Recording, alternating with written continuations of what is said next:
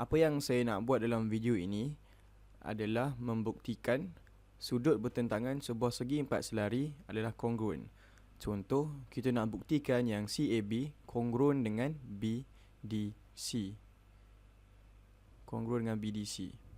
Jadi sudut itu sama dengan sudut itu, dan ABD iaitu sudut ini adalah kongruen kepada DCA, iaitu sudut di sebelah sana.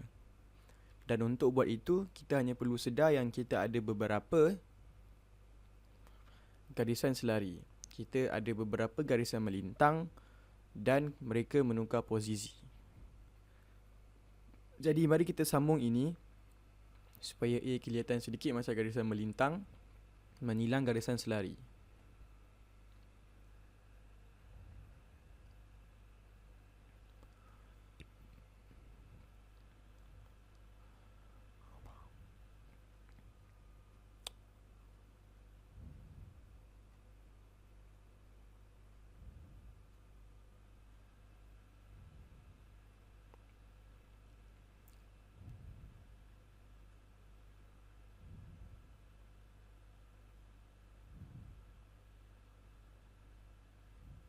Mari kita mula di sudut BDC.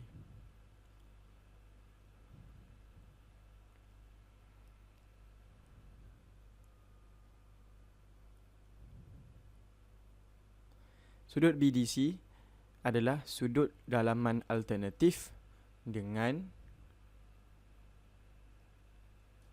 sudut di sini dan dengan sudut di sini. Dan saya akan labelkan titik itu sebagai titik E.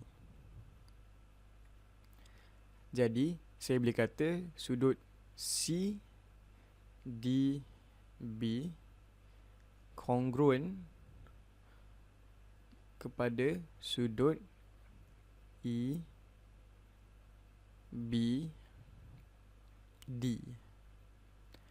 oleh sudut dalaman alternatif.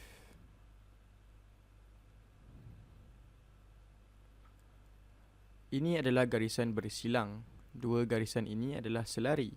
AB atau AE selari dengan CD. Sekarang, jika kita tukarkan pemikiran kita sedikit dan kita lihat BD dan AC sebagai garisan selari, dan AB sebagai garisan melintang, kita akan nampak sudut EDB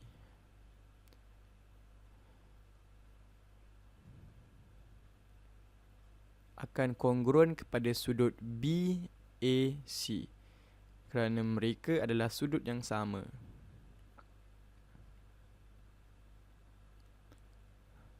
Jadi sudut EBD akan kongruen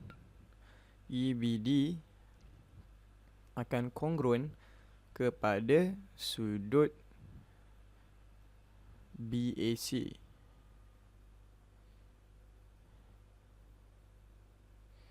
Atau saya boleh cakap CAB adalah sudut yang sama.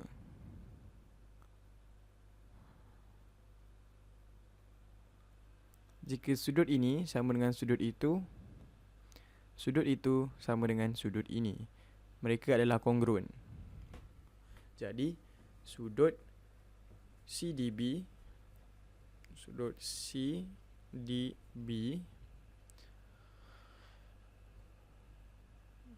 atau BDC kongruen dengan sudut CAB. Jadi, kita sudah buktikan bahagian pertama di sini. Kemudian untuk buktikan mereka berdua adalah kongruen, kita guna cara yang sama. Pertama sekali kita lihat garisan melintang ini.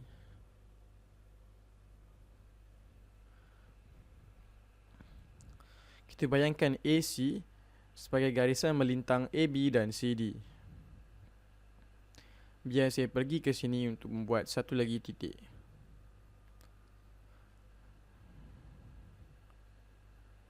Kita akan panggil titik ini F. kita tahu sudut ACD akan menjadi kongruen kepada ACD kongruen kepada sudut FAC kerana mereka adalah sudut dalaman alternatif. Sudut FAC.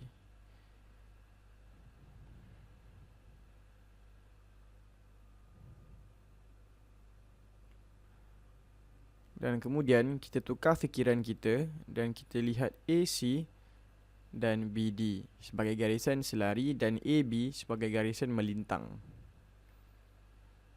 Dan sudut FAC akan menjadi kongruen kepada sudut ABD. Sudut FAC akan menjadi kongruen kepada sudut ABD kerana mereka adalah sudut yang sama. Sudut FAC kongruen kepada ABD dan mereka adalah sudut yang sama. Jadi kali pertama kita lihat ini sebagai garisan melintang AC adalah garisan melintang AB dan CD yang selari. Sekarang AB ialah melintang dan BD dan AC adalah garisan selari. Dan ini adalah kongruen kepada itu dan itu adalah kongruen kepada itu. Maka kedua-dua ini akan menjadi kongruen antara satu sama lain. Jadi kita lihat jika kita ada sudut bertentangan yang kongruen atau jika kita ada segi empat selari, maka sudut bertentangan akan menjadi kongruen.